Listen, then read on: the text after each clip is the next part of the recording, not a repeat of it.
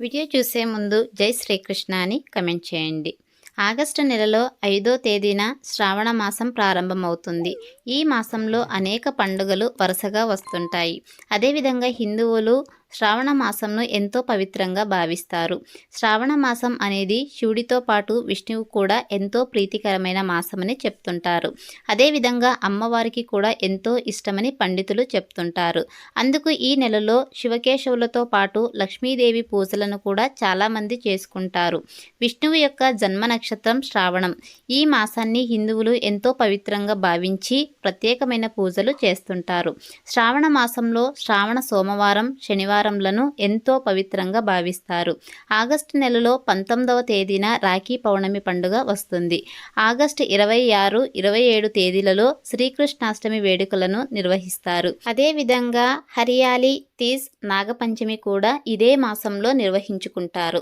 August 4వ తేదీన అమావాస్య. శ్రావణ మాసంకు ఒక రోజు ముందు అమావాస్య వస్తుంది. ఆగస్టు 7వ తేదీన స్వర్ణగౌరి వ్రతాన్ని ఆచరిస్తుంటారు. దీన్నే మధుశ్రవ వ్రతం అంటారు.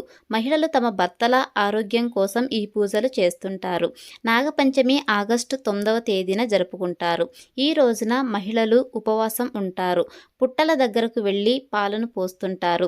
జంట నాగులను భక్తితో ప్రార్థనలు చేస్తుంటారు. ఈరోజు సోదరులకు కళ్ళు కడుతుంటారు. దీనివల్ల సోదరికి ఉన్న దోషాలన్నీ పోతాయని చెప్తుంటారు. పుత్రాద ఏకాదశి ఆగస్టు 15వ తేదీన జరుపుకుంటారు. ఆగస్టు 15న స్వతంత్ర దినోత్సవంతో పాటు పుత్రద ఏకాదశి కూడా వస్తుంది. ఈ రోజున సంతానం లేనివారు విష్ణుదేవుడిని పూజిస్తే వెంటనే సంతానం కలుగుతుందని చెప్తుంటారు. వరలక్ష్మి వ్రతం ఆగస్టు 16వ తేదీన జరుపుకుంటారు. పెళ్లి కాని అమ్మాయిలు, పెళ్లైన మహిళలు వరలక్ష్మి వ్రతంను భక్తితో ఆచరిస్తుంటారు.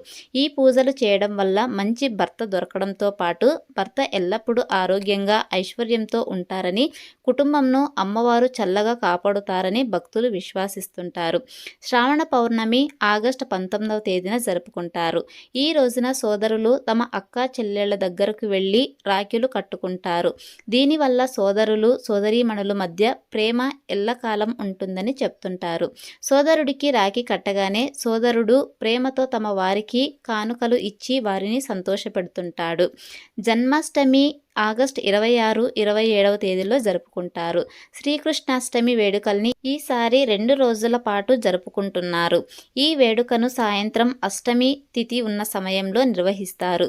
ఆయా ప్రాంతాల ఆచారంను బట్టి వేడుక నిర్వహిస్తారు. అజ ఏకాదశి ఆగస్టు 29వ తేదీన జరుపుకుంటారు. ఆగస్టు 29న వచ్చిన ఏకాదశిని అజ ఏకాదశిగా పిలుస్తుంటారు. ఈ రోజున చాలా మంది ఉపవాసం చేస్తుంటారు. ఈ రోజున ఏ చిన్న పూజలు, వ్రతం చేసినా కూడా అది రెట్టింపు ఫలితాన్ని ఇస్తుందని చెప్తుంటారు. ఇది ఫ్రెండ్స్ ఇవాల్టి వీడియో. మరిన్ని ఇలాంటి వీడియోస్ కోసం మన ఛానల్ని సబ్స్క్రైబ్ చేసుకోండి. Thanks for watching.